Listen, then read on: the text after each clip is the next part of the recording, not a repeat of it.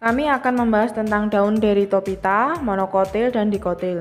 Anggota dari kelompok 5 yaitu Anggi Iim Setioningse dengan NIM 21, Salsa Sabila Isna Putri dengan NIM 22, Dian Fitriani dengan NIM 23, Berliana Putri Athena dengan NIM 24, dan Triwidianti dengan NIM 25. Ya, kita akan membahas tentang daun Pteridophyta. Daun Pteridophyta tersusun oleh jaringan epidermis, mesofil, dan jaringan pembuluh angkut.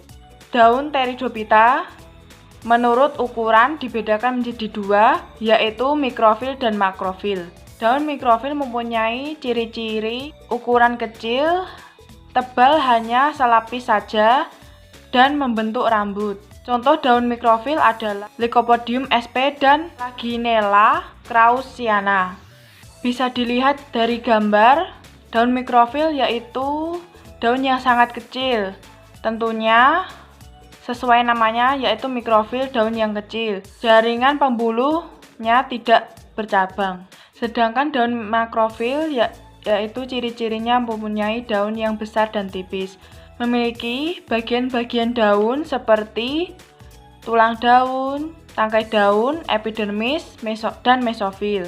Contoh daun makrofil adalah Platycerium furcatum, Neprolepis, dan Hymenopilum tunbrigens.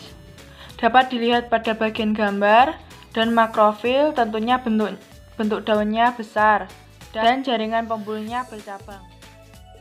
Pada slide sebelumnya kita sudah membahas daun Pteridophyta berdasarkan ukurannya. Dan yang sekarang ini kita akan membahas daun Pteridophyta berdasarkan fungsinya. Dibedakan menjadi dua, yang pertama daun tropofil dan yang kedua daun sporofil. Dari namanya saja sudah mudah dibedakan. Daun tropofil ini daun yang tidak menghasilkan spora dalam proses perkembangbiakannya. Namun ia menghasilkan zat hijau daun atau klorofil yang digunakan dalam proses fotosintesis untuk menghasilkan zat makanan atau glukosa. Daun tropofil ini sering juga disebut dengan daun steril. Yang kedua ada daun sporofil. Daun sporofil ini menghasilkan spora dalam proses perkembangbiakannya atau reproduksi.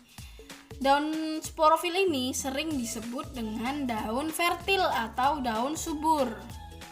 Pada slide ini terdapat gambar perbedaan daun tropofil dengan daun sporofil.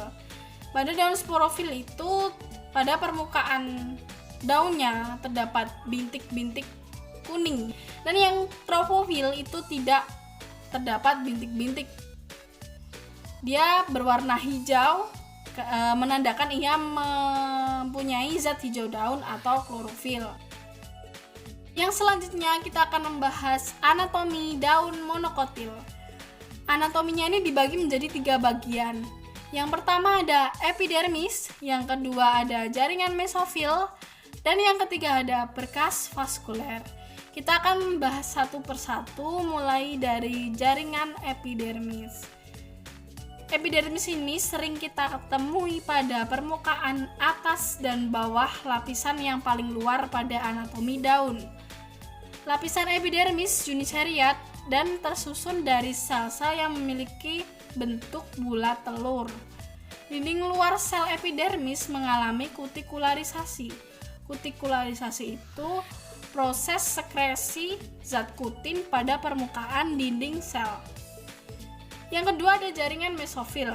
Mesofil pada daun Pteridophyta ini tidak mengalami diferensiasi menjadi parenkim palisade dan parenkim spon. Daunnya berbentuk isobilateral. Mesofil di sini tersusun dari sel-sel yang mengandung kloroplas. Bentuknya isodiametris, berdinding tipis, teratur dan rapat. Yang ketiga ada berkas vaskuler. Berkas vaskuler daun Pteridophyta ini berukuran kecil dan memiliki tipe kolateral tertutup. Di dalam berkas vaskuler ini terdapat silem yang letaknya ke arah permukaan atas, sedangkan flum itu sebaliknya. Letaknya itu ke arah permukaan bawah daun. Berkas vaskuler ini biasanya diselubungi oleh selubung berkas pengangkut yang tersusun dari sel-sel parenkim yang berdinding tipis. Selanjutnya yaitu struktur jaringan penyusun daun monokotil. Daun monokotil berbentuk seperti pita dan pada pangkalnya terdapat lembaran yang membungkus batang serta urat daunnya sejajar. Struktur daun monokotil dapat Anda amati pada gambar sebagai berikut. Dari yang paling kanan, yang paling atas itu ada kutikula. Fungsi kutikula yaitu untuk mencegah penguapan air. Di bawahnya kutikula ada epidermis atas, fungsinya untuk menjaga bentuk daun dan melindungi bagian dalam sel dari kekeringan. Bawahnya epidermis atas ada sklerenkim, fungsinya ini untuk penunjang tanaman agar berdiri kokoh. Selanjutnya ada selubung sel parenkim. Fungsinya untuk penyimpanan bahan makanan. Nah, di bawahnya ini juga terdapat sklerenkim, epidermis bawah, dan kutikula. Fungsinya itu sama kayak yang di atas.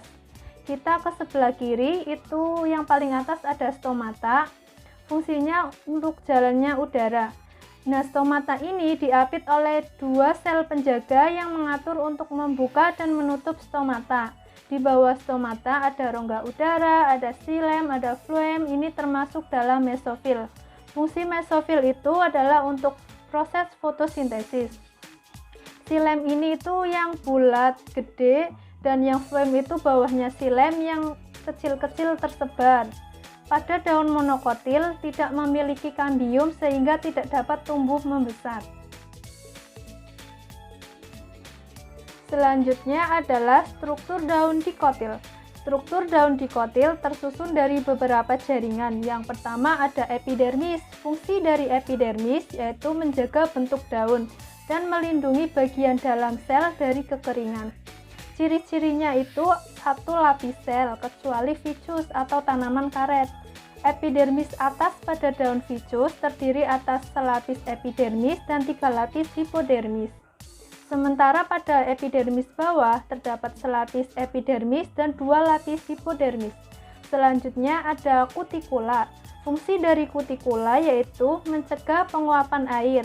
Ciri-cirinya penebalan zat kutin. Jaringan selanjutnya ada stomata. Fungsi dari stomata yaitu sebagai jalannya udara. Sel penjaga mengatur, membuka, dan menutup stomata. Letaknya itu menghimpit stomata. Ciri-cirinya yaitu mulut daun pada epidermis dengan 2 sel penutup. Selanjutnya ada rambut dan kelenjar. Fungsinya itu untuk pengeluaran. Ciri-cirinya alat tambahan pada epidermis. Selanjutnya ada mesofil, fungsinya untuk fotosintesis. Ciri-cirinya sel parenkim berdiferensiasi menjadi parenkim palisade dan parenkim spons. Selanjutnya ada urat daun, transportasi zat. Nah, ciri-cirinya ini menyirip dan menjadi. Ciri-ciri daun dikotil. Pada tumbuhan dikotil terdapat ciri-ciri yaitu daun tumbuhan tersusun atas epidermis yang berkutikula. Terdapat stomata atau trikoma. Sistem jaringan dasar mesofil dapat dibedakan atas jaringan palisade dan spons.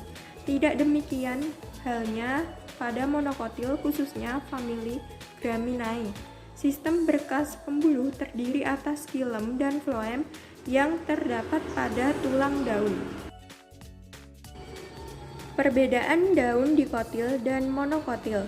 Pada daun dikotil, mesofil daun terdiri dari jaringan parenkim, palisade, dan spons. Memiliki bentuk tulang daun menjari dan menyirip. Tidak ditemukan adanya sel kipas, sedangkan pada daun monokotil, mesofil daun terdiri dari sel-sel parenkim, struktur dan ukurannya seragam. Memiliki bentuk tulang daun melengkung dan sejajar. Dan beberapa jenis tumbuhan epidermisnya membentuk sel kipas. Umumnya, pada tumbuhan dikotil memiliki pertulangan daun menyirip atau retikulat dan juga menjari atau palmatus. Pada tumbuhan monokotil sendiri memiliki pertulangan daun sejajar, melengkung, dan pada Xanthesciae sejajar pada jarak tertentu lalu menyebar. Tetapi pertulangan sejajar juga ditemukan pada dikotil tertentu, misalnya plantago, gropagon, dan juga tropogon. Pertulangan menyirip juga ditemukan pada monokotil tertentu seperti genus Orchidaceae, seperti Similax dan juga Arum. Perbedaan daun Petridophyta, monokotil dan dikotil. Petridophyta memiliki daun yang ukurannya mikrofil atau makrofil. Fungsi daun Petridophyta sendiri tiopofil dan sporofil. Daun Petridophyta mudah menggulung.